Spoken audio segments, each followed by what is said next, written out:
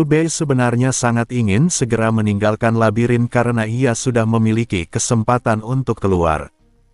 Namun, situasi kali ini berbeda dari sebelumnya. Ia merasa bahwa di dalam labirin ini masih akan muncul banyak perkembangan penting. Jika ia pergi sekarang, ada kemungkinan besar ia akan melewatkan berbagai peristiwa dan peluang. Terlepas dari itu semua, bahkan tanpa pertimbangan tersebut, Bei tetap tidak berniat pergi sendirian. Ketika Ling Yu mengatakan bahwa token seharusnya menjadi miliknya karena dialah yang terkena tanda Queen, Bei dengan tenang menegaskan bahwa token itu memang pantas untuknya. Ling Yu membalas dengan mengatakan bahwa metode untuk menghancurkan Queen adalah ide Bei dan ia juga yang mengeksekusinya. Meski ekspresinya tetap datar, Ling Yu memaksakan senyum tipis yang terlihat cukup menawan. Bei menanggapi dengan santai, mengatakan bahwa terkadang keberuntungan lebih penting daripada kekuatan, dan menegaskan bahwa ia tidak akan pergi. Ia memilih tinggal untuk melihat kelanjutan situasi. Mereka kemudian melanjutkan perjalanan menuju sudut barat daya labirin. Meskipun sudah mengetahui arah tujuan, perjalanan tetap sulit karena jalur labirin sering terhalang dinding tinggi, memaksa mereka berputar jauh. Tanpa kompas milik Ling Yu, mereka mungkin sudah tersesat. Tak lama kemudian, walkie-talkie berbunyi. Jiang Tianming memperingatkan bahwa kelompok radikal sedang mengejar mereka dan mampu melacak siapapun yang memperoleh petunjuk jalan keluar. Dari penjelasan Li Su, diketahui bahwa Radicals memiliki pengguna ability yang dapat mendeteksi siapa saja yang memegang petunjuk. Bei segera menyadari tujuan Radicals bukan hanya token, tetapi juga menguasai semua lokasi pintu keluar agar bisa merampas token dari orang lain yang datang. Ia menyimpulkan bahwa rencana itu masuk akal meski berisiko memicu kekacauan internal. Bei menyarankan agar kelompok si Zhaohua datang mendekat karena kemungkinan besar akan terjadi bentrokan. Jiang Tianming menolak karena mereka sedang dibuntuti dan khawatir justru akan memperkeruh keadaan. Sebaliknya, Lan Subing, yang bersama Qi Huang dan Feng Lan, menyatakan kesediaannya untuk datang. Bei mengizinkan mereka, namun meminta Jiang Tianming tetap menjauh agar tidak membawa pengejar ke lokasi mereka. Saat tengah hari, Bei dan Ling Yu berhenti untuk makan. Ling Yu merasakan keanehan karena suasana terlalu sepi. Dalam labirin yang dipenuhi berbagai faksi dan individu, tidak bertemu siapapun selama setengah hari terasa tidak wajar. Bei kemudian menggunakan mental energi untuk mengamati sekitar, meski dinding tinggi labirin sangat membatasi persepsinya. Setelah beberapa saat, ia menyimpulkan bahwa mereka sedang dikepung. Bei mendeteksi 5 orang, 3 di depan dan 2 di belakang, kemungkinan besar anggota Radicals yang mengikuti mereka karena petunjuk jalan keluar. Dengan kekuatan mereka berdua, menghadapi 5 pengguna ability hampir mustahil. Ling Yu menawarkan untuk menggunakan ability Plague, tetapi Bei menolaknya dan memilih menunggu rekan-rekan mereka. Ia menilai bahwa mengalahkan kelompok ini sekarang hanya akan memancing lebih banyak masalah. Mereka terus bergerak maju. Secara bertahap, jumlah pengekor berkurang dari 5 menjadi 4, lalu 3, hingga akhirnya hanya tersisa 1 orang yang langsung mereka kalahkan bersama-sama. Tak lama kemudian, mereka melihat sekumpulan Nightmare Bird hitam raksasa berputar di udara, menandakan lokasi tujuan sudah dekat. Suara pertempuran terdengar di depan. Di sana, si Zhaohua, Zhou Renji, dan Mu Tieren sudah lebih dulu berhadapan dengan 2 anggota Radicals dan berhasil mengalahkan mereka dengan mudah. Mu Tieren menjelaskan bahwa memang ada lebih banyak orang di balik sudut dekat pintu keluar, tetapi mereka menunggu kedatangan Bei dan Ling Yu sebelum bergerak. Kelompok itu kemudian mendekati pintu keluar. Zhou Renji bersiap menggunakan ability-nya jika diperlukan. Bei sempat bertanya pada Mu Tieren tentang kondisi Zhou Renji yang terlihat muram, dan Mu Tieren hanya memberi isyarat bahwa hal itu berkaitan dengan Qingqing. Su Bei menggunakan mental energi untuk mengintai area pintu keluar. Ia mendeteksi 5 radicals yang berjaga dan banyak Nightmare Bird di dalam area tersebut. Pintu keluar berupa platform bundar dengan gerbang hitam bermotif perak, dijaga oleh Nightmare Bird yang tampak pasif namun berbahaya. Pertarungan pun terjadi. 5 radicals dihadapi satu persatu, meski situasi menjadi aneh ketika salah satu dari mereka memiliki ability Toilet Brush dan menyerang sambil mengayunkan sikat toilet. Semua orang, termasuk rekan satu timnya sendiri, jijik dan menghindarinya. Zhou Renji menolak menggunakan ability-nya pada orang itu, sehingga Su Bei akhirnya mengubah arah Destiny Compass miliknya. Akibatnya, pria itu tersandung dan jatuh, lalu dilumpuhkan oleh Mu Tieren. Sisa radicals segera menyerah dan dilumpuhkan tanpa perlawanan berarti. Masalah berikutnya adalah Nightmare Bird. Jumlah dan kekuatan mereka terlalu besar untuk dihadapi secara langsung.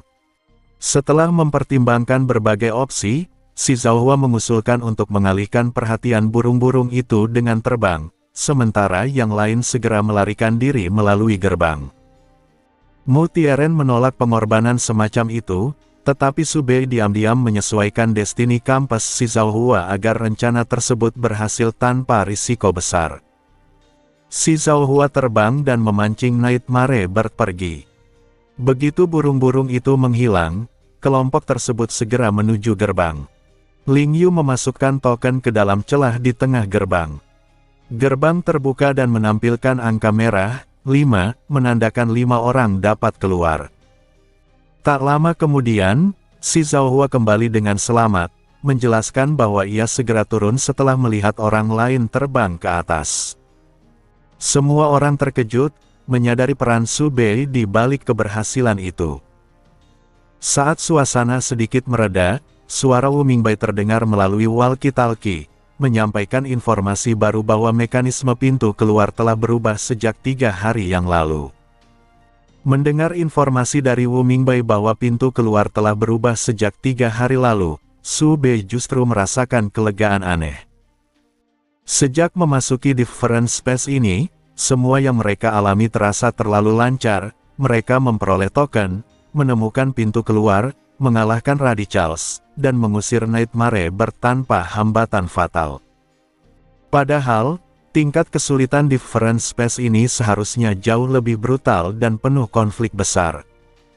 Semua kejadian sejauh ini terasa belum menyentuh inti alur utama. Su Bei segera menyadari kejanggalan itu. Jika mereka bisa keluar di malam pertama, maka semua plot besar seolah tidak terjadi. Ia yakin ada sesuatu yang sengaja disembunyikan.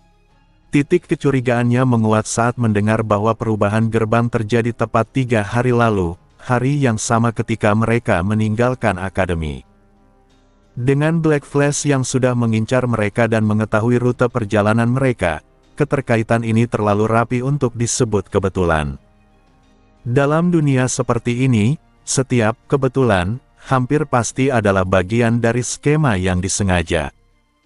Wu Mingbai kemudian menjelaskan bagaimana ia mendapatkan informasi tersebut. Ia memulai di markas konservatives dan memilih menyerah saat dikepung. Karena ability miliknya adalah Earth Element, dan kelompok konservatives membutuhkan orang dengan kemampuan semacam itu untuk bertahan hidup dan bercocok tanam, ia dibiarkan hidup dan bergabung. Dari sana, Wu Mingbai mengetahui bahwa different space ini sudah lama dikenal di kalangan ability user veteran, bahkan ada yang telah terperangkap selama berbulan-bulan. Setelah membantu konservatives melawan radicals 2 kali, ia memperoleh kepercayaan mereka dan akhirnya mendengar informasi bahwa perubahan gerbang adalah kejadian yang belum pernah terjadi sebelumnya. Di hadapan gerbang hitam, keraguan mulai muncul. Zhou Renji merasakan ketakutan yang tidak biasa. Mu Tieren pun meminta pendapat Su Bei. Dengan mental energi yang hampir terkuras akibat penggunaan ability sebelumnya, Subei menjawab dengan malas namun serius bahwa pilihan terbaik adalah memecahkan kaca jam tangan dan memanggil para guru. Ia yakin ini adalah perangkap besar. Namun, yang lain menolak. Bagi mereka, memanggil bantuan sebelum terjadi apapun terasa seperti menyerah terlalu dini. Subei memahami sikap mereka, meski tidak setuju. Ia tahu, jika mereka tetap masuk, maka ia juga tak punya pilihan selain ikut. Jika ia tertinggal dari alur utama, dunia ini tidak akan memberinya kesempatan kedua. Saat suara Nightmare Bird kembali terdengar di udara, waktu untuk ragu habis. Si Zhao Hua akhirnya mengambil keputusan dan memerintahkan semua untuk masuk. Mereka melaporkan kondisi lewat walkie-talkie, lalu melangkah ke dalam gerbang. Cahaya dan kegelapan berganti seketika. Namun, alih-alih kembali ke dunia luar, mereka muncul di sebuah pulau kecil. Di belakang mereka terbentang jurang tanpa dasar yang diselimuti kabut tebal, membuat Zhou Renji hampir berteriak ketakutan. Sekeliling mereka hanyalah rumput kering, pohon mati, angin dingin, dan sebuah kastel hitam di kejauhan, dengan jalur samar seolah sengaja menuntun mereka ke sana. Semua menyadari bahwa kastel itu jelas berbahaya, tetapi tidak ada alternatif lain. Mu Tieren mengusulkan untuk beristirahat semalam dan memutuskan keesokan harinya. Dengan suhu dingin yang menusuk tulang, mereka menyalakan api unggun meski sadar itu berisiko. Malam itu, mereka bergiliran berjaga. Subei mendapat giliran pertama. Saat berjaga, ia menyadari keanehan langit yang tampak terlalu hitam dan bulan yang terlihat tidak alami. Belum sempat ia merenung lebih jauh, suara gesekan terdengar dari tanah. Ia segera membangunkan yang lain. Dari balik rumput, muncul kawanan serangga hitam kecil dengan mulut bergigi di punggung mereka. Jumlahnya terus bertambah, keluar dari tepi pulau. Meski menjijikkan, serangga-serangga itu mudah dibunuh. Namun, kejanggalan muncul ketika mereka mulai bertambah besar dan bahkan berevolusi, sebagian menumbuhkan sayap dan berubah menjadi bentuk baru. Situasi menjadi genting. Jelas bahwa mereka tidak bisa bertahan di luar terlalu lama. Kastel, betapapun berbahayanya, tampak seperti satu-satunya tempat berlindung. Subei menyarankan untuk memecahkan kaca jam tangan sebagai sinyal darurat. Mu Tieren langsung melakukannya, menciptakan perisai biru kecil yang hanya cukup menampung sebagian dari mereka. Si Zhao Hua sempat berniat mengalihkan perhatian serangga dengan terbang, tetapi Subei menghentikannya, mengingatkan bahwa ability si Zhao Hua justru menarik Nightmare Beast. Pengakuan ini membuat si Zhao Hua terkejut karena rahasia itu hanya diketahui segelintir orang. Kecurigaannya terhadap Subei semakin dalam. Di tengah ketegangan, Ling Yu tiba-tiba menemukan solusi. Ia menyadari bahwa ability Plague-nya bisa digunakan untuk menghadapi Nightmare Bugs. Dengan bantuan makanan dari Zhou Renji, ia menyebarkan virus melalui daging. Serangga yang memakan daging itu mati, lalu dimakan oleh serangga lain, menciptakan rantai infeksi mematikan. Dalam waktu singkat, pulau itu dipenuhi bangkai serangga. Meski beberapa serangga berevolusi menjadi bentuk yang lebih aneh, kebiasaan mereka memakan sesamanya tidak berubah, sehingga virus terus menyebar. Bau busuk menyelimuti udara, membuat si Zhao Hua hampir muntah. Kekuatan ability Ling Yu akhirnya terlihat sepenuhnya.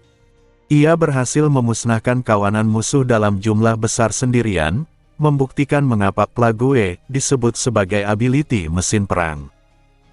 Meski kelelahan, Ling Yu tampak puas, ini adalah pertama kalinya ia benar-benar memahami potensi kekuatannya. Untuk sesaat, mereka merasa kastel tidak perlu dimasuki.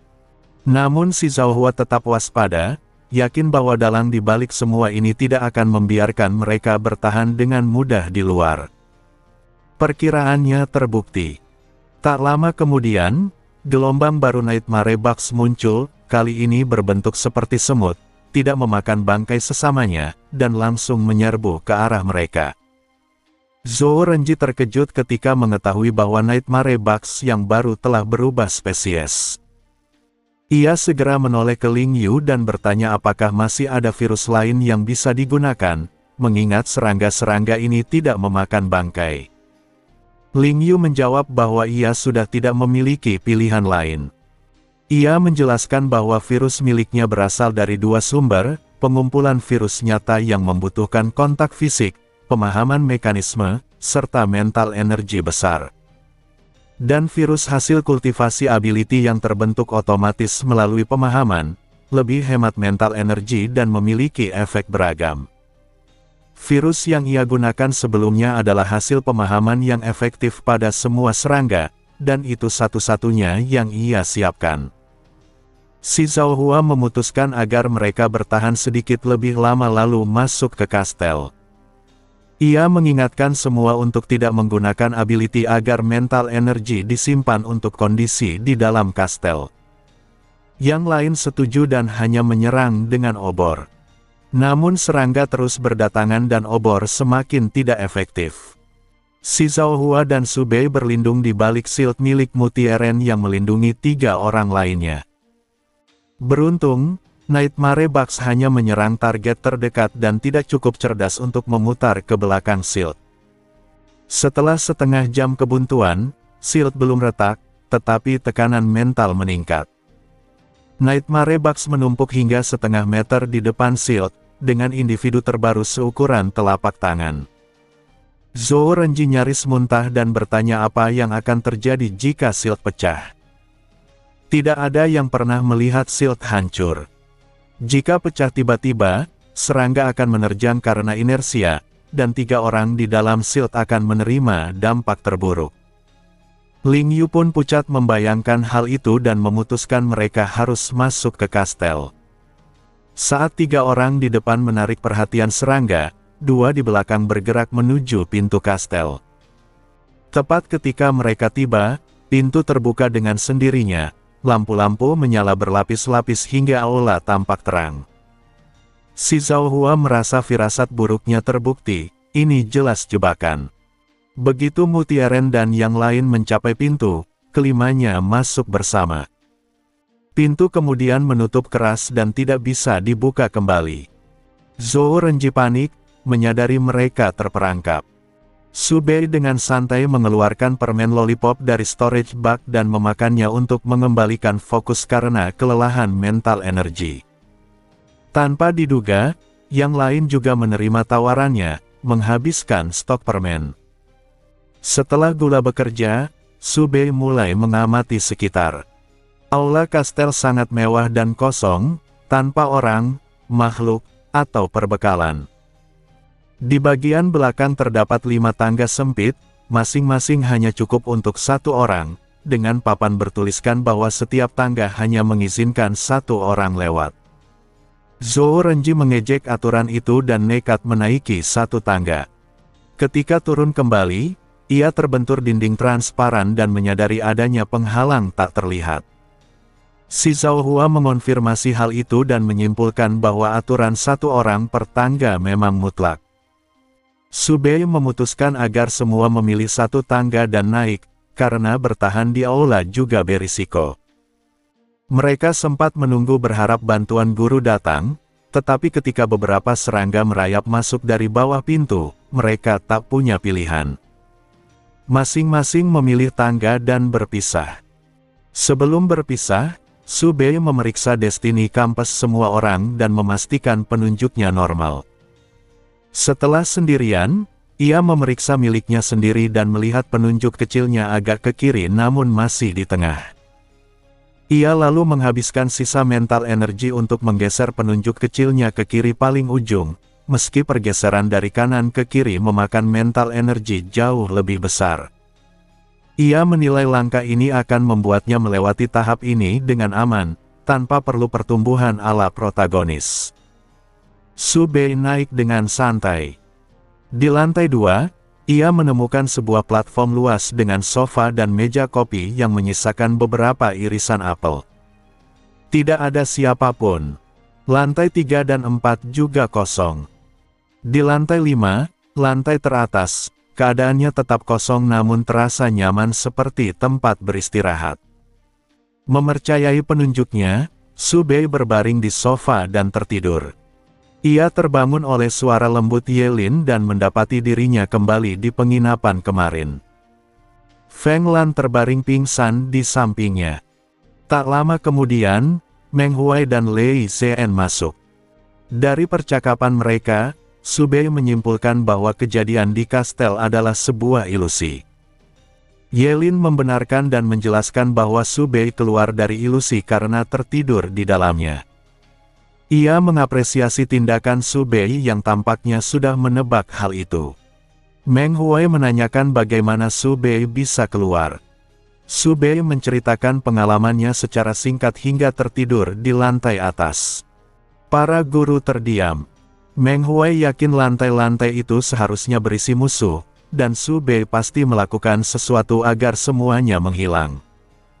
Su Bei memilih tidak menjelaskan dan hanya mengatakan mungkin ia beruntung. Meng Huai menegurnya agar menyimpan rencananya sendiri. Ketika ditanya tentang kondisi Feng Lan dan yang lain, Meng Huai menjelaskan bahwa setelah sinyal darurat dikirim, para guru datang tetapi para siswa sudah masuk ke ilusi. Mereka membawa Su Bei kembali dan mencari yang lain. Ternyata siswa lain juga berada dalam kondisi sama, namun mereka masuk ilusi melalui token yang telah dimodifikasi, bukan Black Gate. Lei Zhen menyatakan ini pasti ulah Black Flash dan pihak sekolah memutuskan menghentikan insiden ini. Kelelahan mental energi membuat Su Bei mengantuk. Ia meminta istirahat dan kembali tidur. Keesokan harinya, ia bangun pukul 2 siang. Feng Lan masih belum sadar. Setelah makan, ia bertemu Lei Zhen dan bertanya apakah semuanya kini bergantung pada para siswa. Lei Zhen menjelaskan bahwa sekolah bisa menarik mereka keluar dari ilusi dalam 3 hari.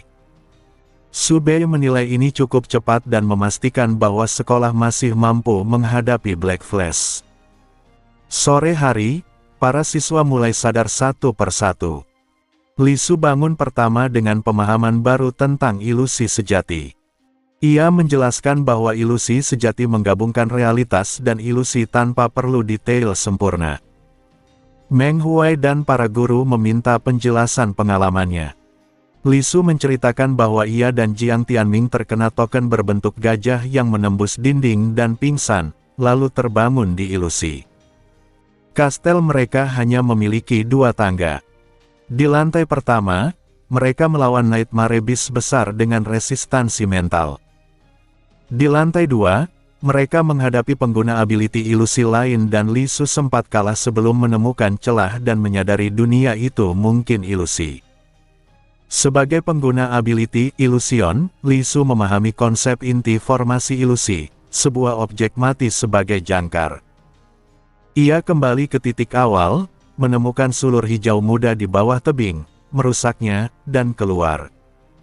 Ia menjelaskan bahwa semakin besar ilusi, semakin besar konsumsi mental energi, sehingga masuk akal jika inti berada di titik awal. Seiring waktu, siswa lain sadar. Mereka mengonfirmasi bahwa setiap lantai berisi ujian berbeda, dengan 2 lantai bertema ilusi dan 1 menargetkan ability mereka. Tidak ada yang mencapai lantai 5 selain Su Bei. 5 orang masih belum sadar, termasuk trio protagonis, Si Zhao Hua, dan Zhou Renji. Su Bei memperhatikan Zhou Renji dengan tatapan penuh makna. Ia menyimpulkan bahwa lantai 5 bukan tempat bertarung, melainkan tempat untuk berbicara. Saat 5 orang masih belum sadarkan diri, siswa-siswa lain secara bertahap mengetahui keseluruhan kejadian. Meng Huai dan para guru tidak menutup-nutupi apapun dan menjelaskan situasi secara garis besar. Setelah para guru pergi, kelompok siswa langsung mengerubungi Su Bei.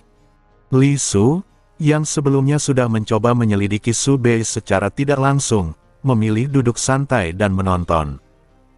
Feng Lan, Wu Jin, dan Ling Yu berdiri di belakang seolah tidak terlibat. Mu Tieren dan Zhao Xiaoyu menunjukkan rasa ingin tahu secara terang-terangan, sementara Mo Xiaotian ikut nimbrung dengan ekspresi polos dan antusias. Qi Huang berdiri dengan tangan di pinggang dan menuntut penjelasan mengapa Su Bei tidak mengalami apapun di dalam ilusi. Ai Baozu langsung menirunya dengan gaya berlebihan, ikut mendesak agar Su Bei berbicara. Su Bei hanya mengangkat tangan dan mengatakan bahwa ia tidak tahu, mungkin hanya beruntung. Qi Huang tertawa kesal dan menegaskan bahwa mereka bukan orang bodoh. Ai Baozu ikut menimpali, lalu malah sibuk beraksi dengan kipas merah muda entah dari mana, membuat suasana buyar. Karena tingkah Ai Baozu, Qi Huang kehilangan semangat untuk terus menekan Su Bei. Ia hanya menyatakan bahwa pada misi berikutnya, ia akan menempel pada Su Bei sepanjang waktu. Qi Huang telah memperhatikan bahwa Su Bei selalu tampak mampu merasakan bahaya lebih awal, dan bahkan bahaya yang tak terhindarkan seolah selalu melewatinya. Ia yakin mengikuti Su Bei akan membantunya menghindari risiko, dan berniat memanfaatkan keberuntungan itu. Setelah Qi Huang dan Ai Baozu pergi, Mo Xiaotian berlari mendekat dengan wajah berseri, bertanya apakah Su Bei benar-benar tidak bertemu apapun. Su Bei menjawab jujur bahwa memang tidak ada apa-apa. Su Bei sendiri merasa heran. Ia bertanya-tanya kemana perginya musuh-musuh yang seharusnya muncul. Ability, Destiny Gear, memang bisa mengubah nasib, tetapi tidak sampai membuat musuh menghilang begitu saja. Ia berpikir mungkin manga akan menjelaskannya, dan jika tidak, misteri itu akan tetap menggantung. Menjelang malam, 5 orang yang sebelumnya pingsan akhirnya terbangun. Pengalaman mereka serupa dengan yang lain, tetapi semuanya mencapai lantai 5. Anehnya, mereka sama sekali tidak memiliki ingatan tentang apa yang terjadi di lantai tersebut.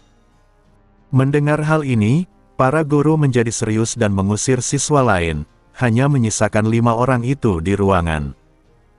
Di luar, Li Su menjelaskan dengan suara pelan bahwa kehilangan ingatan dalam ilusi adalah hal yang umum, seperti dalam mimpi.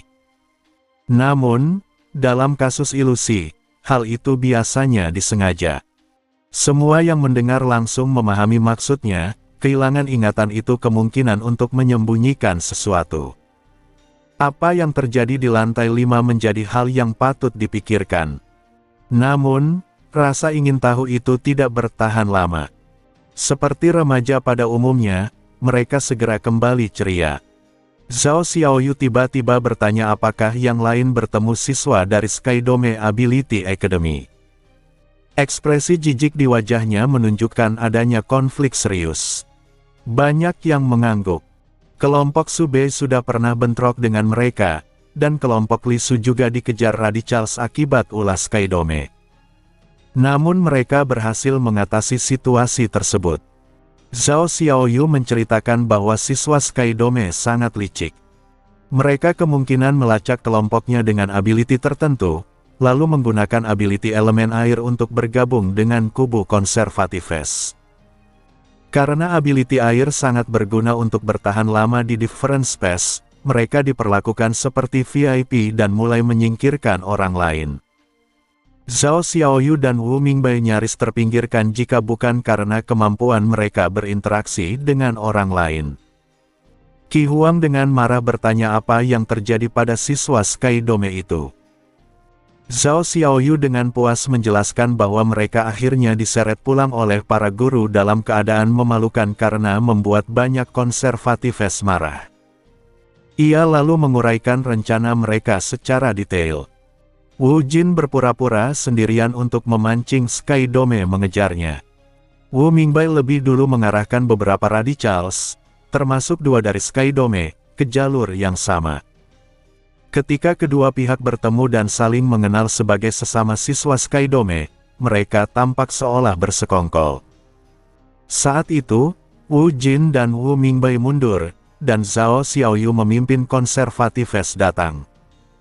Dengan bukti interaksi dan rekam jejak provokasi sebelumnya, Skydome tidak bisa membela diri. Qi Huang memuji rencana itu dengan puas. Setelahnya, yang lain berbagi pengalaman mereka masing-masing menghadapi Skydome. Ketika topik mereda, Mu Tieren bertanya apakah pelatihan akan diakhiri lebih awal. Mo Xiaotian bereaksi paling keras, menolak pulang karena masih ingin bersenang-senang. Zhao Xiaoyu berpikir sejenak dan menilai pelatihan kemungkinan tetap berlanjut. Black Flash sudah bergerak sekali dan kecil kemungkinan menyerang lagi dalam waktu dekat, sehingga pelatihan masih aman. Mo Xiaotian lega mendengarnya, sementara Ai Baozu justru kecewa karena ingin kembali ke kenyamanan sekolah. Setelah itu, mereka berpisah untuk beristirahat. Kelelahan fisik dari ilusi memang tidak terbawa, tetapi kelelahan mental energi sangat nyata. Keesokan paginya, Meng Huai mengumpulkan semua di aula penginapan dan menyatakan bahwa pelatihan akan berlanjut. Hari ini digunakan untuk istirahat, lalu 3 hari penuh kegiatan setelahnya. Setelah Meng Huai pergi, Mu Tieren bertanya kepada Jiang Tianming apakah ia mengingat sesuatu tentang lantai 5. Jiang Tianming menggeleng, mengatakan para guru akan membantu menyelidikinya setelah kembali ke sekolah. Si Zhao Hua juga menunjukkan ekspresi muram karena tidak mengingat apapun. Ai Baozu kesal karena mereka menjadi target Black Flash berkali-kali dan bahkan kehilangan ingatan tanpa bisa berbuat apa-apa. Namun Lan Subing dengan suara pelan mengatakan bahwa Jiang Tianming berhasil mengambil sebuah kancing dari musuh. Para guru menyebutnya sebagai petunjuk penting. Semua terkejut, bagaimana mungkin benda dari ilusi bisa terbawa ke dunia nyata. Li Su bereaksi paling keras, menyatakan bahwa itu mustahil karena benda dari ilusi seharusnya palsu. Jiang Tianming sendiri bingung dan mengatakan bahwa kancing itu ada di tangannya saat ia terbangun. Li Su menjadi terobsesi dan ingin mencoba masuk ke ilusi untuk membawa sesuatu keluar. Su Bei memilih pergi agar tidak terlibat dalam perdebatan. Feng Lan dan Wu Jin ikut keluar, sama-sama merasakan suasana akan memanas. Mereka sepakat bahwa Lan Subing patut dikasihani karena terjebak di tengah. Saat kembali ke kamar dan menutup pintu, Su Bei mendengar suara Manga Consciousness yang memberitahukan bahwa Manga King of Abilities telah diperbarui. Setelah bersih-bersih, Su Bei membaca chapter terbaru. Cerita dimulai dengan misi kelompok Si Zhao Hua dan Jiang Tianming secara paralel. Su Bei lebih memperhatikan bagian Jiang Tianming. Mereka menghadapi Nightmare Star dan menghabiskan siang hari menyiapkan jebakan. Bagian kelompok Su Bei menampilkan kesan bahwa mereka menyimpan rahasia. Di kolom komentar, pembaca menyoroti bahwa Su Bei tampak selalu tahu segalanya dan semakin misterius. Setelah misi, ada jeda 1 hari yang ditampilkan sebagai side story. Kemudian cerita berlanjut ke different space berbentuk labirin. Jiang Tianming langsung dikejar sejak awal, bertemu siswa Skydome, lalu kapten mereka dengan ability Boulder Control yang sangat kuat di labirin batu. Jiang Tianming terpaksa melarikan diri dan diselamatkan oleh Li Su dengan jebakan. Namun mereka kembali dikejar karena pelacak, bahkan melibatkan Radicals. Pengalaman kelompok lain juga ditampilkan, termasuk rencana Wu Mingbai yang sesuai dengan cerita Zhao Xiaoyu. Kelompok Lan Subing, Feng Lan, dan Qi Huang digambarkan paling beruntung, sementara Mo Xiaotian dan Ai Baozu menjadi sumber komedi. Kelompok Si Zhao Hua menghadapi token, Soldier, dan Chariot, menjelaskan mekanisme token tersebut. Bagian Su Bei dan Ling Yu menampilkan pertemuan dengan token, Queen, dan pembaca bersorak karena aksi penyelamatan. Akhirnya, bagian ilusi ditampilkan. Komentar Su Bei tentang langit yang terasa palsu muncul di halaman awal. Adegan klimaks memperlihatkan Su Bei menaiki tangga tanpa menghadapi apapun, mencapai lantai 5, dan tertidur di sofa. Manga tidak menunjukkan penggunaan ability-nya. Kolom komentar pun meledak dengan kebingungan, mempertanyakan kemana perginya musuh dan bagaimana Su Bei bisa begitu santai, semakin mengukuhkan citranya sebagai karakter misterius. Kelanjutan peristiwa setelah Su Bei terbangun dari ilusi. Dalam versi manga, adegan kebangkitannya beserta dialog antara dirinya, Meng Huai, dan para guru digambarkan hampir sama persis dengan kejadian aslinya. Percakapan berlangsung tenang tanpa niat interogasi, karena para guru memahami bahwa setiap orang memiliki caranya sendiri, terlebih Su Bei yang merupakan murid dengan kondisi khusus. Namun, demi meningkatkan ketegangan cerita, penulis manga menggambarkan dialog tersebut seolah penuh percikan konflik, seakan-akan para guru sudah mencurigai Su Bei sebagai mata-mata dan sedang menekannya. Jika tidak mengalaminya sendiri, orang akan mengira Su Bei benar-benar bersitegang dengan Meng Huai. Cerita berlanjut dengan penjelasan Lei Zhen mengenai kondisi murid-murid lain. Dalam manga, hanya pengalaman Jiang Tianming dan Li Su yang diperlihatkan. Jiang Tianming ditampilkan karena ia adalah tokoh utama, sementara Li Su karena mengalami perkembangan besar. Adegan di lantai 5 sama sekali tidak ditampilkan. Manga memotong langsung dari Jiang Tianming yang menginjakkan kaki di lantai 5 menuju adegan dirinya terbangun. Rahasia di lantai tersebut bahkan disembunyikan dari pembaca. Chapter diakhiri dengan ketegangan antara Jiang Tianming dan Li Su. Perselisihan mereka dipicu oleh tombol yang dibawa Jiang Tianming, karena Li Su ingin menguji ability-nya pada Jiang Tianming, yang secara alami berujung pada potensi konflik. Setelah membaca chapter tersebut, Su Bei menyadari bahwa dua chapter terakhir tidak menunjukkan peningkatan kekuatannya.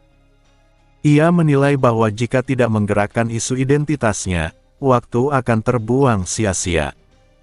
Di sisi manga, side story yang ditampilkan adalah permainan Truth or Dare.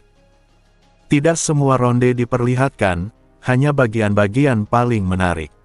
Ketika giliran jawaban Su Bei muncul, kolom komentar meledak. Banyak pembaca menertawakan jawaban Su Bei yang terkesan berbicara pada dirinya sendiri, mengolok-olok kombinasi antara rasa membenci diri dan kepercayaan diri berlebihan. Selain humor, side story ini juga memberikan informasi tentang Wu Jin, Mo Xiaotian, dan Jiang Tianming. Wu Jin menjadi bahan spekulasi karena ia menolak mengungkap kebohongan terbarunya, sehingga pembaca menduga siapa target kebohongan tersebut. Dugaan utama jatuh pada Su Bei dan Zhao Xiaoyu. Giliran Mo Xiaotian tidak menimbulkan kecurigaan sama sekali di kolom komentar. Tidak ada yang menduganya sebagai mata-mata, berbeda dengan kenyataan yang diketahui Su Bei setelah melihat tanda petir hitam di leher Mo Xiaotian. Sementara itu, bagian Jiang Tianming justru menegaskan dugaan lama pembaca bahwa siluet wanita di akhir season pertama adalah ibunya. Banyak pembaca merasa iba karena Jiang Tianming, sebagai yatim piatu, sangat mendambakan keluarga. Dalam side story, suara batinnya menyatakan bahwa yang ia sesali bukanlah dirinya yang memiliki ability, melainkan fakta bahwa ibunya meninggal karena dirinya. Su Bei kemudian memeriksa forum. Diskusi tentang Li Su, Jiang Tianming, dan dirinya sangat ramai, sementara Mo Xiaotian sama sekali tidak dicurigai. Ia membaca salah satu thread tentang dirinya yang mempertanyakan bagaimana ia bisa melewati tangga ilusi tanpa perlawanan dan bahkan tertidur di sana. Pendapat pembaca terbelah antara menganggapnya bukan mata-mata, menghubungkannya dengan Black Flash, atau menduga ability-nya berkaitan dengan manipulasi takdir. Ada pula thread lain yang membela Su Bei dan menjelaskan bahwa ia menyadari ilusi melalui deduksinya sendiri, bukan karena sudah mengetahui segalanya sejak awal. Setelah menilai arah opini forum, Su Bei akhirnya membuat postingan dengan akun Propet. Ia menegaskan bahwa Su Bei bukan mata-mata, menyeratkan bahwa Su Bei memiliki keterkaitan dengan Black Flash, dan menduga bahwa sumber informasinya berasal dari organisasi intelijen eksternal. Ia juga menyebut kandidat mata-mata lain, termasuk Mo Xiaotian, Mu Tieren, dan Zhou Renji. Postingan tersebut memicu perdebatan besar. Banyak pembaca mempercayai klaim Propet karena rekam jejaknya, sementara yang lain terkejut dengan kemungkinan Mo Xiaotian sebagai mata-mata. Fokus perdebatan bergeser sepenuhnya pada isu mata-mata, sehingga klaim tentang organisasi intelijen Su Bei nyaris tidak dipertanyakan. Malam itu, Su Bei menutup ponselnya dan berbincang dengan Feng Lan. Feng Lan mengungkapkan kecurigaannya bahwa Black Flash terlalu memahami pergerakan mereka. Ia berniat menggunakan kesempatan profesi bulan depan untuk menemukan mata-mata di dalam akademi. Hal ini membuat Su Bei terkejut, karena jika profesi digunakan, identitas Mo Xiaotian bisa saja terbongkar. Ia juga mempertanyakan keyakinan Feng Lan yang begitu yakin bahwa Su Bei bukan mata-mata, meski Feng Lan tidak memberikan alasannya. Su Bei kemudian merenungkan alasan Feng Lan masuk ke kelas F. Ia menduga bahwa profesi prapendaftaran Feng Lan seharusnya mengarah pada Jiang Tianming sebagai tokoh utama. Kekhawatiran muncul bahwa Feng Lan mungkin salah mengira Su Bei sebagai orang yang dimaksud dalam profesi. Untuk mencegah alur cerita menyimpang, Su Bei bertekad menciptakan lebih banyak kesempatan agar Jiang Tianming dan Feng Lan bekerja sama. 2 hari berikutnya berlalu tanpa kejadian berarti. Setelah pelatihan selesai, mereka kembali ke akademi. Kedatangan 15 anggota S-kelas menarik perhatian siswa lain. Seorang pria pirang berpakaian mencolok muncul, bersama seorang gadis berambut biru berkacamata. Pria tersebut adalah Mu Yunfan, Presiden OSIS Endless Ability Academy. Ia datang untuk merekrut anggota baru.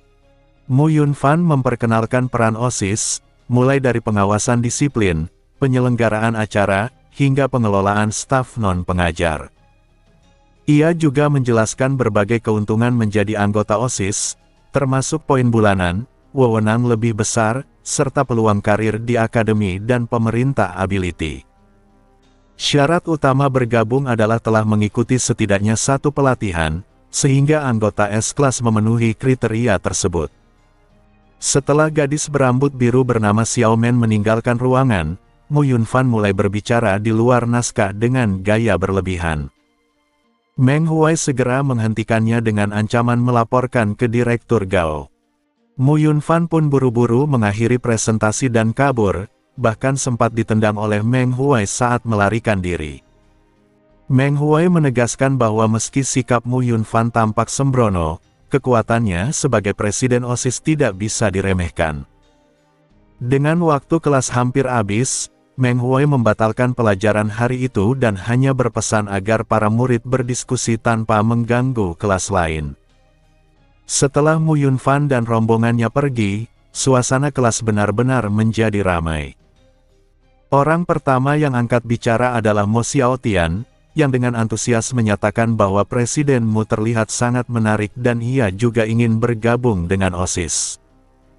Bagi sebagian besar siswa kelas S, bergabung dengan OSIS adalah hal yang mudah, namun bagi Mo Xiaotian, pernyataan itu justru terasa janggal. Jiang Tianming hanya bisa menanggapinya dengan komentar datar tentang ambisinya. Lan Subing kemudian bertanya dengan rasa ingin tahu mengenai ability Presiden Mu Yunfan. Si Zhao Hua, yang sudah mengetahui informasi itu sejak sebelum masuk akademi, menjelaskan bahwa ability Mu Yunfan adalah Light of Hope, ability langka yang tidak membutuhkan mental energy.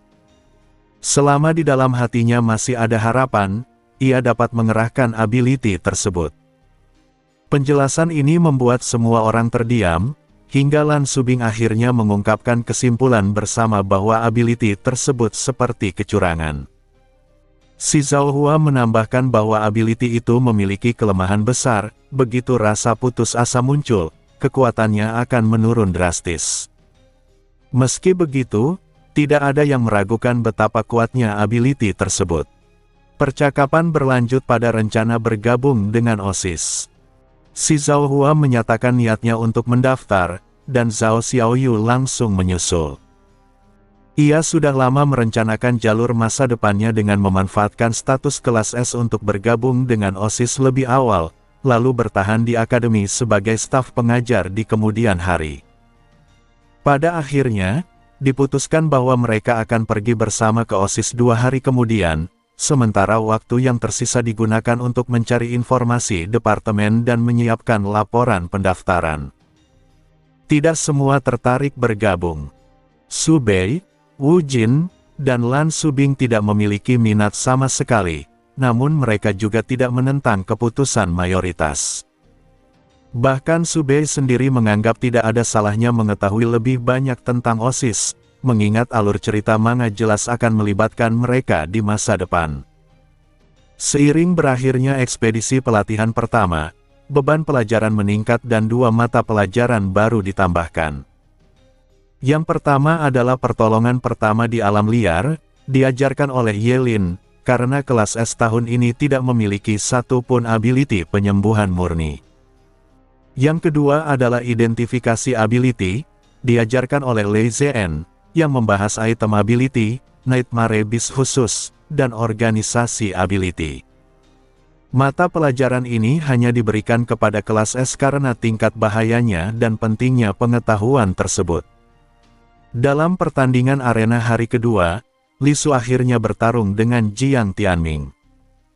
Kali ini, Jiang Tianming tidak membawa apapun keluar dari ilusi, dan para guru tidak dapat menjelaskan penyebabnya. Pada hari Rabu, kelompok itu menuju gedung pengajaran ketiga, tempat kantor fakultas berada. Seluruh lantai 5, termasuk atap, dikabarkan menjadi wilayah OSIS. Di perjalanan, Zhao Xiaoyu membagikan hasil penelitiannya tentang OSIS, termasuk fakta bahwa sebagian besar anggotanya adalah siswa tahun kedua dan ketiga, serta peran sekretaris presiden, Feng Manman. Ia menjelaskan bahwa Feng Manman adalah satu-satunya siswa kelas B dalam 50 tahun terakhir yang berhasil menjadi sekretaris presiden. Zhao Xiaoyu juga menceritakan ability Feng Manman, Heart of Purification, ability penyembuhan yang mampu memurnikan Nightmare Beast. Feng Manman bahkan ikut serta dalam kampanye Dataran Lando sebagai siswa tahun pertama. Mendengar hal itu, semua orang kagum, tetapi Mutiaren mempertanyakan bagaimana seseorang dengan ability seperti itu bisa masuk kelas B.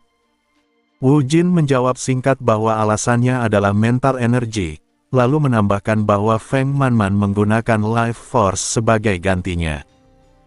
Penjelasan ini membuat semua orang terdiam, hingga Wu Jin menenangkan mereka dengan mengatakan bahwa akademi telah memulihkan sebagian besar life force Feng Manman menggunakan item khusus. Topik kemudian beralih ke pilihan departemen OSIS. 10 orang berniat mendaftar, dan muncul kejutan ketika Mo Xiaotian memilih departemen disiplin. Pilihan ini membuat semua orang heran karena kepribadiannya sama sekali tidak cocok dengan aturan. Lan Subing bahkan menyamakan hal itu dengan Su Bei mengelola disiplin, yang membuat Su Bei tersenyum miring dan menanggapi dengan santai.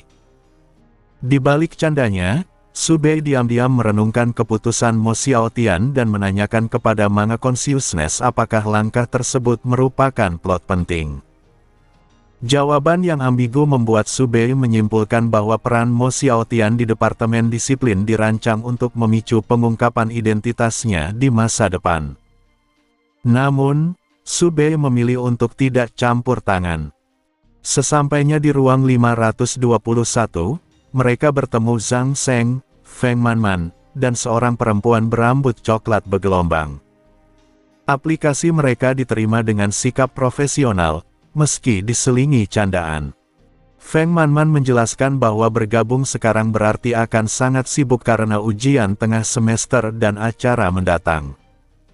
Tak lama kemudian, Mu Yunfan muncul dan menambahkan syarat bahwa anggota OSIS harus lulus semua ujian. Mendengar ini, wajah Mo Xiaotian langsung runtuh, karena ujian akademik adalah kelemahan terbesarnya. Semua pelamar diterima dan ditempatkan di departemen pilihan masing-masing. Namun, bayang-bayang ujian tengah semester membuat Mo Xiaotian mulai panik. Ia segera mencari bantuan belajar dari teman-temannya. Lan Subing dan Jiang Tianming setuju lebih dulu, tetapi segera kewalahan oleh ketidakmampuan Mo Xiaotian memahami materi. Akhirnya, Lebih banyak orang ditarik masuk untuk membantu, termasuk Qi Huang, Shi Zhaohua, Mu Tieren, dan Wu Mingbai. Nilai Mo Xiaotian perlahan naik, tetapi kondisi mental para tutor justru anjlok. Qi Huang kemudian menyadari bahwa Su Bei sengaja tidak dilibatkan dan merasa tidak adil. Ia dan Shi Zhaohua pun berusaha menyeret Su Bei dengan dalih membantu urusan OSIS. Namun, Su Bei dengan mudah membongkar niat mereka dan menolak mentah-mentah. Ketika Qi Huang bertanya apa yang diperlukan agar ia mau membantu mengajari Mo Xiaotian, Su Bei hanya menjawab singkat bahwa itu tidak akan terjadi. Shi Zhaohua tiba-tiba mengusulkan sebuah kesepakatan. Setelah ujian tengah semester, OSIS pasti akan memiliki tugas besar yang membutuhkan pembagian kerja. Karena Su Bei sudah berjanji akan membantu, ia tidak boleh menghindar. Sebagai gantinya, Su Bei diperbolehkan memilih tugas apapun dengan poin tertinggi, dan kekurangan poinnya akan ditanggung oleh yang lain. Tawaran ini cukup menggoda, karena Su Bei tahu tugas OSIS tersebut adalah bagian dari alur penting, dan memilih posisi yang tepat sangat menguntungkan. Su Bei lalu memastikan apakah Shi Zhaohua bisa mewakili yang lain. Sebelum dijawab, seluruh kelompok yang menguping langsung menyatakan persetujuan. Ini adalah satu-satunya kesempatan mereka untuk menyeret Su Bei dan Feng Lan masuk. Su Bei kembali memastikan bahwa ini hanya sekali. Shi Zhaohua langsung mengangguk dan menyetujuinya. Dengan tidak ada lagi keraguan, Su Bei akhirnya menyetujui. Setelah Su Bei dan Feng Lan ikut terlibat, semua orang merasa lebih lega. Namun, bimbingan belajar Mo Xiaotian tetap menjadi mimpi buruk. Ia cepat lupa, bahkan setelah dijelaskan berulang kali. Sedikit perubahan soal saja membuatnya kebingungan. Penderitaan itu berlangsung hingga sehari sebelum ujian tengah semester. Setelah menjelaskan soal terakhir, Su Bei memperingatkan Mo Xiaotian dengan senyum mengancam bahwa jika ia gagal di mata pelajaran yang diajarnya, konsekuensinya akan datang setelah ujian. Di bawah tekanan itu, Mo Xiaotian hanya bisa mengangguk gemetar dan berjanji akan lulus. Ujian tengah semester berlalu dengan cepat dan tanpa kegaduhan. Ketika hasil diumumkan, peringkat teratas ditempati Shi Zhaohua, disusul Lan Subing, Su Bei, Qi Huang, dan Jiang Tianming. 5 besar seluruhnya berasal dari kelas S. Namun perhatian mereka tertuju pada Mo Xiaotian. Ia berada di peringkat ke-25 dari bawah. Semua mata pelajarannya lulus dengan nilai tipis, berkisar antara 60 hingga 62. Mereka lega usahanya tidak sia-sia, tetapi juga merasa pahit karena nilai itu menunjukkan betapa terbatasnya hasil kerja keras mereka. Sebaliknya, Mo Xiaotian justru sangat gembira karena berhasil lulus. Jiang Tianming menegaskan bahwa mereka tidak akan membantunya lagi di masa depan dan menyuruhnya belajar serius di kelas. Setelah ujian, suasana sekolah menjadi gelisah. Su Bei tahu alasannya, festival kampus, atau hari terbuka sekolah, akan segera dimulai. Pada hari itu, orang tua dan tamu undangan boleh masuk ke akademi, dan setiap kelas harus menyiapkan kegiatan khusus. Di malam hari, akan diadakan lelang besar yang ditujukan untuk orang dewasa. OSIS terlibat penuh dalam acara ini, dan seluruh kelas S kembali ditugaskan. Sesuai janji, Su Bei diberi kebebasan memilih tugas OSIS. Pilihannya adalah keamanan, persiapan tempat, atau penerimaan tamu. Setelah mempertimbangkan, Su Bei memilih penerimaan tamu karena relatif aman dan memberinya kesempatan mengenali tokoh-tokoh penting. Namun, sebelum itu mereka harus memikirkan kegiatan festival kampus untuk kelas mereka sendiri. Dalam rapat kelas, Meng Huai menegaskan bahwa kelas mereka tidak boleh menempati peringkat terakhir, atau ia akan berhenti menahan diri dalam latihan. Tekanan itu membuat semua orang serius berdiskusi. Zhao Xiaoyu mengusulkan untuk tidak membuat pertunjukan karena terlalu subjektif. Jiang Tianming lalu mengajukan ide rumah hantu dengan kontrak pemungutan suara. Sebagai satu-satunya kelas S yang ada di sekolah, mereka tidak kekurangan pengunjung dan bisa memanfaatkan reputasi mereka. Mereka sepakat membuat rumah hantu berbentuk labirin dengan elemen kejar-kejaran. Wu Mingbai membangun dinding tanah membentuk labirin, Zhao Xiaoyu menambahkan dekorasi darah, dan Mo Xiaotian memasang penghalang udara. Dua ruang kelas digabung menjadi satu area besar. Ai Baozu bertanggung jawab atas kostum. Su Bei menolak peran zombie dan memilih karakter pembunuh bertopeng. Setiap hantu memiliki item penangkal, dan bagi Su Bei, penangkalnya adalah pistol. Pada hari festival kampus, kelas mereka langsung dipenuhi pengunjung. Pengunjung harus menandatangani kontrak sebelum masuk. Zhao Xiaoyu juga membagikan alat pengukur detak jantung dengan dalih keamanan, yang sebenarnya digunakan sebagai bukti ketakutan untuk pemungutan suara. Wu Mingbai berperan sebagai sosok tanpa wajah di pintu masuk, menjelaskan aturan permainan. Rumah hantu mereka menjadi sangat populer karena konsep labirin pelarian jarang digunakan. Menjelang siang, Su Bei, Mu Tieren, Wu Mingbai, dan Jiang Tianming bebas berkeliling. Mereka menyadari hanya mereka yang tidak dikunjungi orang tua. Su Bei mencatat wajah kakek Mo Xiaotian. Berjalan di kampus yang ramai, Su Bei merasakan suasana yang jarang ia alami sepanjang semester penuh tekanan. Namun ia juga memikirkan lelang malam itu dan menyadari bahwa acara tersebut tidak akan berlangsung damai. Ucapannya membuat suasana menjadi muram, meski ia sendiri tampak puas melihat reaksi mereka. Festival kampus berakhir sore hari. Malamnya, mereka berangkat ke lokasi lelang. Su Bei dan Zhao Xiaoyu bertugas memeriksa daftar tamu dan mengantar mereka ke tempat duduk. Dari daftar itu, Su Bei mengetahui bahwa banyak tamu adalah orang biasa, bukan pengguna ability, sehingga guru ditugaskan sebagai pendamping. Saat lelang dimulai, Su Bei duduk di samping seorang pejabat biasa bernama Liu. Mereka mengobrol ringan. Ketika air minum dibagikan, Su Bei hanya berpura-pura minum, memilih berhati-hati karena ia yakin akan terjadi masalah. Lelang dibuka dengan item pertama berupa boneka pengganti nyawa, yang langsung memicu penawaran hingga lebih dari 10 miliar. Item-item berikutnya juga bernilai tinggi, membuat Su Bei hanya bisa mengeluh dalam hati karena tidak mampu membeli apapun. Saat jeda, Zhao Xiaoyu dengan tegang membocorkan informasi yang ia dengar. Barang pamungkas lelang kali ini adalah item yang mampu membangkitkan ability pada orang biasa.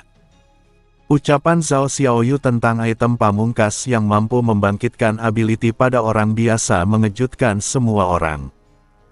Jika suatu hari semua orang biasa bisa membangkitkan ability, dunia akan berubah secara drastis. Su Bei akhirnya memahami alasan begitu banyak orang biasa diundang ke lelang ini. Untuk acara ability, kehadiran mereka sebelumnya terasa janggal, karena item ability jauh lebih efektif di tangan pengguna ability dan sering membutuhkan mental energi. Selain itu, orang biasa tanpa lisensi ability akan kesulitan menggunakan item-item tersebut. Namun, sebuah item yang bisa mengubah orang biasa menjadi pengguna ability jelas sangat menggoda, baik untuk diri sendiri maupun untuk anak-anak mereka. Dengan pemahaman itu, Su Bei sedikit tenang. Jika ada pihak yang bergerak, target utama mereka kemungkinan adalah item lelang, bukan para tamu. Sebagai petugas penerima tamu VIP, posisinya seharusnya relatif aman. Bahkan Black Flash tidak mungkin serakah hingga menargetkan sekaligus item dan para tamu. Lan Subing lalu bertanya dengan cemas kepada Mo Xiaotian apakah ada keanehan selama patroli.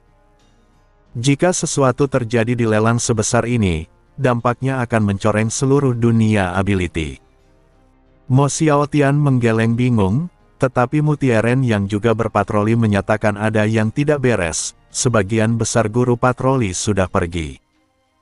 Ia menjelaskan bahwa guru terakhir hanya berpesan agar mereka berpatroli dengan baik, tidak sendirian, dan tidak pergi jauh karena ada urusan mendesak. Semua langsung memahami maknanya, malam ini tidak akan damai. Jiang Tianming, Wu Mingbai, dan Mu Tieren serempak menatap Su Bei, mengingat ucapannya sebelumnya. Su Bei hanya mengangkat bahu dan menyatakan bahwa dengan item-item seperti ini, akan lebih aneh jika malam ini benar-benar damai. Bukan hanya Black Flash, kelompok penjahat kecil lain pun pasti tergoda memancing di air keruh. Babak kedua lelang dimulai. Item-item yang lebih berat disiapkan di belakang panggung. Jika masalah akan terjadi, waktunya adalah sekarang. Benar saja, dari belakang panggung terdengar teriakan bahwa sesuatu telah hilang. Para tamu langsung gempar. Kehilangan item lelang berarti keamanan tempat ini telah ditembus. Dalam ketegangan itu, lampu mendadak padam. Aula langsung gelap gulita. Pada saat yang sama, Manga Consciousness muncul di telinga Su Bei, memberitahu bahwa King of Abilities telah diperbarui dan bahwa lebih dari 80% pembaca kini percaya Su Bei didukung organisasi intelijen. Ia diberi pilihan untuk membentuknya sendiri atau membiarkan Manga Consciousness mengaturnya. Su Bei sangat gembira, menyadari persepsi pembaca telah matang, tetapi ia menunda pembahasan karena situasi genting. Karena jendela ditutup tirai tebal, kegelapan menjadi total. Anehnya, tidak terjadi kepanikan besar. Suara Uncil Liu terdengar lemah, mengeluh mengantuk, lalu ia terkulai. Satu persatu tamu lain juga tertidur. Su Bei langsung menyadari penyebabnya adalah air minum. Ia berpura-pura mengantuk, menunduk, menarik hoodie untuk menutupi rambut emasnya. Dalam kegelapan total, berlari hanya akan membuatnya menonjol sebagai target. Su Bei menilai situasi. Dengan semua tamu tak sadarkan diri, jelas ada pihak yang membidik para politisi. Ia mempertimbangkan kemungkinan mereka juga akan membunuh siswa akademi sebagai ancaman masa depan, tetapi menilai hal itu kecil kemungkinannya. Operasi sebesar ini menunjukkan tujuan yang jelas dan disiplin tinggi. Dengan mental energi, Su Bei merasakan seseorang muncul di barisan depan dan menyentuh satu persatu tamu hingga mereka menghilang. Orang itu bergerak cepat, mendekati baris tempat Su Bei berada. Saat orang itu berhenti di depannya dan mengangkat tangan, Su Bei merasakan sensasi teleportasi. Ia tersadar bahwa ia ikut terbawa, kemungkinan besar disangka sebagai tamu biasa. Ketika sadar kembali, Su Bei berada di bak sebuah truk yang berguncang di jalan berlumpur. Di sekitarnya ada sekitar belasan orang, semuanya tidak sadarkan diri. Karena fisiknya sebagai pengguna ability dan tidak terpengaruh obat, Su Bei terbangun lebih cepat. Ia mengenali Uncil Liu di dekatnya dan memilih tetap memejamkan mata agar tidak mencolok. Saat sebagian besar orang mulai sadar, Su Bei membuka mata. Beberapa politisi terlihat jelas. Seorang wanita bersetelan bisnis merasa geram karena seorang anak ikut diculik. Dengan cepat, Su Bei mengaktifkan Transformation Mask Fake, mengubah penampilannya menjadi anak sekitar 10 tahun dengan rambut coklat biasa. Ia berpura-pura bingung, mengatakan datang bersama ayahnya dan pingsan karena mengantuk. Wanita itu menghela napas dan menyalahkan akademi. Seorang pria menyindir dan bertanya apakah ayah Su Bei pengguna ability. Su Bei menjawab dengan lesu bahwa ayahnya orang biasa, tetapi berharap setelah lelang bisa menjadi pengguna ability. Jawaban itu membuat mereka kehilangan minat. Saat percakapan berlanjut, Su Bei memperhatikan kantong celana wanita itu yang menonjol, kemungkinan senjata api. Ia memahami bahwa meski senjata dilarang, beberapa orang biasa masih memilikinya demi rasa aman. Uncil Liu akhirnya sadar dan ikut terkejut melihat situasi ini. Su Bei mengamati Destiny Gear para sandera. Ada yang arahnya baik, ada yang mengarah pada kematian. Ia memilih tidak mengubahnya karena biaya mental energi yang besar. Dengan mental energi, ia menyelidiki kabin depan dan merasakan 3 orang, 1 wanita dan 2 pria, yang mengawal truk. Mereka tidak tampak kuat secara fisik, tetapi jelas percaya diri. Ia menyimpulkan bahwa ini bukan hanya dirinya yang diculik. Jumlah tamu biasa yang hadir jauh lebih banyak, jadi kemungkinan ada kendaraan lain. Dengan pikiran itu, Su Bei menutup mata dan memutuskan untuk tidak bertindak gegabah. Di dalam pikirannya, ia kembali berbicara dengan Manga Consciousness tentang organisasi intelijen. Ia menolak membentuknya sendiri dan meminta agar organisasi itu didirikan 5 tahun lalu, setelah kematian ayahnya. Organisasi itu berfungsi sebagai tempat perdagangan intelijen berbasis poin, dengan anggota anonim dan pertukaran informasi menggunakan alat tulis khusus yang baru ia beli.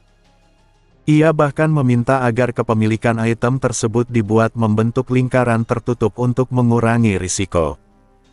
Manga Consciousness menyetujui dan menyatakan akan merekrut pembuat atau peniru item tersebut. Su Bei kemudian meminta agar anggota organisasi tersebar luas, termasuk di Akademi Ability, Black Flash, Pemerintahan Ability, dan Pemerintahan Manusia.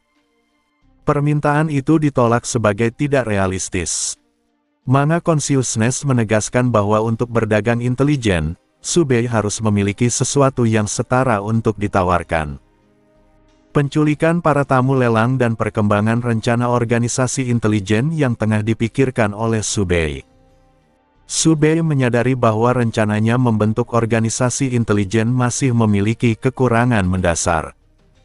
Ia belum memikirkan apa yang bisa ia tawarkan kepada calon anggota. Manga Consciousness menolak rencana awal tersebut karena terlalu sederhana. Membentuk organisasi dari nol membutuhkan sesuatu yang bernilai untuk menarik orang-orang yang bersedia berbagi informasi, terutama anggota kuat. Tanpa imbalan unik, organisasi tersebut tidak akan berkembang. Su Bei kemudian mengajukan ide baru, memanfaatkan kepercayaan para pembaca bahwa ia telah membangkitkan ability sejak usia sangat dini. Ia menawarkan, mengubah takdir, atau mempercepat kebangkitan ability sebagai umpan. Keyakinan ini sudah lama terbentuk di kalangan pembaca dan kini memiliki nilai strategis. Manga Consciousness menerima ide tersebut dan menyatakan akan menanganinya, namun tidak akan muncul lagi sampai pembaruan manga berikutnya. Setelah itu, Su Bei beristirahat di dalam truk. Seorang pria membangunkannya dengan alasan ke kamar kecil. Su Bei segera memahami bahwa para sandera telah terbagi menjadi 2 kelompok, satu ingin menunggu penyelamatan atau bernegosiasi, sementara kelompok lain ingin melarikan diri di tengah perjalanan. Pria tersebut bermaksud menggunakan Su Bei sebagai alasan untuk mendekati para penculik dan mencoba kabur. Su Bei menolak dengan polos dan bahkan membalikkan situasi, membuat pria itu tampak pengecut. Tindakannya memicu tawa Paman Liu dan menggagalkan rencana kelompok pelarian untuk sementara. Para sandera kembali berdiskusi, sebagian tetap bersikeras ingin kabur, sebagian lain memilih menunggu. Perdebatan memanas hingga menyentuh isu gender dan jabatan politik, namun akhirnya mereda karena risiko reputasi yang terlalu besar. Su Bei mengamati situasi tanpa ikut campur. Ia menahan diri untuk tidak menunjukkan bahwa ia bisa membuka kunci atau memiliki kemampuan lebih, karena menyadari bahwa upaya kabur hampir pasti akan gagal. Ia juga memahami bahwa orang-orang biasa meremehkan kesenjangan antara ability user dan manusia biasa, terutama karena mereka masih percaya senjata api bisa menjadi penyeimbang. Saat menunggu, Su Bei membaca manga terbaru melalui ponselnya. Pembaruan tersebut sebagian besar berisi kehidupan sekolah, ujian tengah semester, dan festival kampus. Namun, bagian akhir mulai menyinggung insiden lelang dari sudut pandang Jiang Tianming dan Mo Xiaotian. Dari sana terungkap bahwa Black Flash memang menyerang untuk mencuri item lelang dan menahan para guru, tetapi penculikan para tamu dilakukan oleh kelompok lain yang lebih lemah dan oportunis. Su Bei menyadari kesalahpahamannya. Para penculik mereka bukan Black Flash, melainkan kelompok kecil yang memanfaatkan kekacauan. Meski kesal, ia memutuskan untuk tidak melarikan diri dan memilih mengikuti mereka sampai tujuan demi memahami tujuan mereka. Tak lama kemudian, truk berhenti. Pintu dibuka, memperlihatkan 3 ability user, seorang wanita berambut kuncir tinggi dengan jaket kulit, seorang pria berambut cepak tanpa bekas luka, dan seorang pria berambut cepak dengan bekas luka di wajah. Ketegangan memuncak ketika seorang sandera menembakkan pistol ke arah wanita tersebut. Peluru tertahan oleh kekuatan tak terlihat dan jatuh ke tanah. Wanita itu tetap tenang, lalu menggunakan ability-nya untuk menarik penembak tersebut ke udara dan mematahkan lehernya di depan semua orang. Subei mengamati Destiny Compass milik korban dan untuk pertama kalinya melihat jarum kecil menunjuk ke bawah, yang ia pahami sebagai tanda kematian. Ancaman tersebut membuat semua sandera patuh. Mereka diturunkan satu persatu dari truk. Saat giliran Subei, para penculik menyadari keanehan karena tubuhnya terlihat jauh lebih kecil dari yang mereka ingat. Subei mengaku berusia 8 tahun dan menyamar sebagai anak pejabat. Wanita itu tidak mencurigainya dan membiarkannya kembali ke barisan. Subei menyadari bahwa Paman Liu mulai curiga terhadap identitasnya, namun tanpa bukti, kecurigaan itu tidak diungkapkan. Subei kemudian mengamati lingkungan sekitar dan menyadari mereka berada di pegunungan, di dekat tebing. Pria berbekas luka menyiapkan sebuah pola melingkar di tanah, yang dikenali Subei sebagai alat atau arai teleportasi.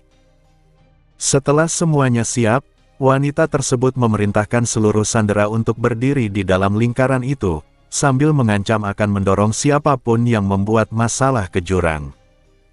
Seluruh sandera dipaksa berkumpul di atas pola teleportasi, di bawah ancaman nyata kematian, menandai awal dari tahap baru konflik penculikan tersebut. Para sandera yang tidak memahami teleportasi tetap bisa merasakan makna ancaman dari ucapan perempuan berambut kuncir kuda itu. Mereka telah menyaksikan sendiri betapa beragam dan mengerikannya kemampuan para ability user. Fakta bahwa mereka belum dibunuh hanya berarti satu hal, mereka akan dibawa ke tempat lain, dan setelah itu, peluang melarikan diri hampir tidak ada. Kelompok yang sejak awal ingin melarikan diri menunjukkan ekspresi rumit. Mata mereka bergerak cepat, jelas sedang menghitung kemungkinan terakhir. Sekitar belasan orang digiring menuju tepi tebing oleh pria berambut cepak seperti ternak. Ketika mereka semua berdiri di dalam lingkaran pola di tanah, tiba-tiba pria berambut belah tengah, yang sebelumnya menghina perempuan sebagai pengecut, mendorong perempuan berkuncir dan pria cepak itu ke jurang. Namun dalam sekejap, pria berwajah penuh bekas luka menindihnya ke tanah dengan kecepatan luar biasa. Pria berambut belah tengah itu tetap berteriak panik, mengatakan bahwa kini hanya tersisa satu penjaga, dan dengan jumlah mereka, seharusnya satu orang bisa dikalahkan. Ucapannya mengguncang pikiran semua sandera. 3 orang terlalu berbahaya, tetapi satu. Mereka yang telah hidup selama ini merasa bodoh jika tidak mencoba. Sebelum ada yang bergerak, suara perempuan berkuncir terdengar dari bawah jurang, tenang dan tersenyum. Ia melayang naik kembali. Pria cepak juga muncul, mencengkeram tepi tebing dan naik dengan mudah. Pupil matanya berbentuk vertikal, penuh ejekan. Ia menghantam kepala pria berambut belah tengah tanpa ampun. Jeritan menggema. Beberapa orang langsung muntah. Kekerasan brutal itu jauh lebih menghancurkan mental dibanding pembunuhan sebelumnya. Perempuan berkuncir membersihkan tangannya dan menyatakan transmisi akan dimulai. Semua benda di sekitar menyala, cahaya menelan mereka, dan Subei kembali merasakan sensasi pusing khas teleportasi. Dalam sekejap, mereka berada di sebuah ruangan luas seperti longe. Orang-orang biasa tidak mampu menahan efek teleportasi dan pingsan. Subei ikut berpura-pura tak sadarkan diri sambil menggunakan mental energi untuk mengamati lingkungan. Ia melihat sekelompok sandera lain yang telah lebih dulu diculik. Di antara mereka, Su Bei mengenali Zhao Xiaoyu yang juga berpura-pura pingsan. Ia yakin karena mental energinya menangkap Zhao Xiaoyu sempat mengintip sejenak saat mereka tiba. Zhao Xiaoyu bangun lebih dulu. Seorang pria masuk membawa alat penguji ability dan menyuruhnya menguji kekuatannya. Ia mengaku sebagai murid kelas F. Tes membuktikan ability-nya tidak berguna. Pria itu mengejek akademinya sebelum meninggalkan ruangan. Dari percakapan tersebut, Su Bei menyadari kelompok ini adalah pihak asing. Penculikan pejabat penting oleh kelompok luar negeri menandakan rencana besar. Setelah pria itu pergi, Zhao Xiaoyu mengamati para sandera dan memperhatikan Su Bei. Ia yakin dalam daftar penyambutan tidak ada anak kecil. Namun ia mempertimbangkan kemungkinan bahwa Su Bei adalah anak seorang ability user penting. Zhao Xiaoyu memutuskan menunggu hingga anak itu bangun sebelum mengambil kesimpulan. Tak lama kemudian, kelompok sandera terakhir tiba, termasuk si Zhao Hua. Zhao Xiaoyu hampir memanggil namanya tetapi segera berhenti. Para penculik menjadi waspada, namun Zhao Xiaoyu menjelaskan bahwa ia sudah diuji dan diminta menunggu. Dengan bantuan ability deteksi kebohongan milik Brother Sun, Zhao Xiaoyu menyatakan bahwa si Zhao Hua adalah teman sekelasnya. Pernyataan itu dianggap benar, sehingga para penculik mengira si Zhao Hua juga murid kelas F dengan ability lemah. Ketika perhatian tertuju pada Su Bei, pria cepat menjelaskan bahwa ia hanyalah anak pejabat yang ikut terculik. Penjelasan itu membuat para penculik kehilangan minat. Zhao Xiaoyu masih merasa ada yang janggal, tetapi logika mereka masuk akal. Anak sekecil itu tidak mungkin berpura-pura dengan sempurna di bawah pengawasan kamera. Setelah para penculik pergi, si Zhao Hua dan Zhao Xiaoyu berpura-pura bangun dan menenangkan para sandera, meyakinkan bahwa akademi akan menyelamatkan mereka. Su Bei bangun di saat yang tepat, berpura-pura kebingungan. Zhao Xiaoyu menanyakan nama ayahnya. Su Bei hanya menyebutkan marga, yang cukup untuk menghindari verifikasi langsung. Zhao Xiaoyu akhirnya menganggapnya aman. Ia menepuk kepala Su Bei. Si Zhao Hua ikut mencoba, tetapi Su Bei menghindar dengan refleks cepat. Gerakan itu membuat si Zhao Hua terkejut. Menghindari sentuhannya bukan hal yang normal bagi anak biasa. Namun sebelum ia sempat berpikir lebih jauh, suasana santai di antara mereka bertiga menarik perhatian Paman Liu. Paman Liu tertawa dan berkata bahwa mereka bertiga membuat situasi terasa seperti tidak sedang diculik. Ucapan itu membuat Zhao Xiaoyu dan si Zhao Hua tersadar. Tanpa disadari, mereka telah berinteraksi dengan Su Bei secara terlalu alami, seolah sudah lama mengenalnya.